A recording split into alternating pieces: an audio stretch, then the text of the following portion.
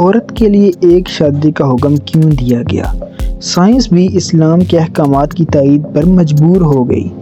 ایک ماہر یہودی ڈاکٹر جو دینی عالم بھی تھا کھلے طور پر کہتا ہے کہ روئے زمین پر مسلم خاتون سے زیادہ پاک باز اور صاف ستھری عورت کسی بھی مذہب کی نہیں ہے۔ پورا واقعہ یوں ہے کہ البرٹ آئنسٹائن انسٹی ٹیوٹ سے منسلک ایک ماہر یہودی ڈاکٹر اس نے اپنے اسلام قبول کرنے کا اعلان کیا، جس کا واحد سبب بنا قرآن میں مذکورہ متعلقہ عورت کے لیے عدت کا حکم، یعنی طلاق کے بعد عورت کو جو 3 ماہ کے لیے عدت کا حکم دیا گیا ہے، اس کی وجہ سے اس کو جاننے کے بعد اس نے اپنے اسلام قبول کرنے کا اعلان کیا اور یہ چیز اس کے اسلام میں آنے کی وجہ بن گئی۔ اللہ تعالیٰ کا فرمان ہے، طلاق یافتہ عورتیں اپنے آپ کو 3 حیض تک روکے رکھیں۔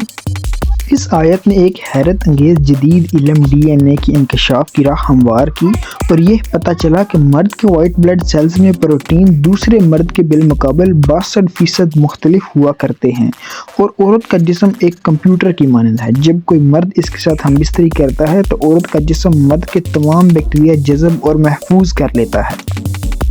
اس لیے طلاق کے فوراً بعد اگر عورت کسی دوسرے مرد سے شادی کر لے یا پھر بیک وقت کئی لوگوں سے جسمانی تعلق استوار کر لے تو اس کے بدن میں کئی ڈی این اے جمع ہو جاتے ہیں جو خطرناک وائرس کی شکل اختیار کر لیتے ہیں اور جسم کے اندر جان لیوا امراض پیدا ہونے کا سبب بنتے ہیں۔ سائنس نے تحقیق کی کہ طلاق کے بعد ایک حیض گزرنے سے 32 سے 35% تک پروٹین ختم ہو جاتی ہے اور دوسرا حیض آنے سے 67 سے 72% تک آدمی کا ڈی این اے زائل ہو جاتا ہے اور تیسرا حیض میں 99.9% پروٹین کا خاتمہ ہو جاتا ہے اور پھر رحم سابقہ ڈی این اے سے پاک ہو جاتا ہے اور بغیر کسی سائیڈ ایفیکٹ اور نقصان کے نیا ڈی این اے قبول کرنے کے لیے تیار ہو جاتا ہے۔ ایک طوائف کئی لوگوں سے تعلقات بناتی ہے جس کا سبب اس کے رحم میں مختلف مردوں کے بیکٹیریا چلے جاتے ہیں اور جسم میں مختلف ڈی این اے جمع ہو جاتے ہیں اور اس کے نتیجے میں وہ مہلک امراض کا شکار بن جاتی ہے۔ اور دوسری بات بیوہ عورتوں کی عدت کی، تو اس کی عدت طلاق شدہ عورت سے زیادہ ہوتی ہے کیونکہ غم و حزن کی بنیاد پر سابقہ ڈی این اے جلدی ختم نہیں ہوتا اور اسے ختم ہونے کے لیے پہلے سے زیادہ وقت درکار ہوتا ہے۔ اس کی رعایت کرتے ہوئے ایسی عورت کے لیے 4 مہینے اور 10 دن کی عدت رکھی گئی ہے۔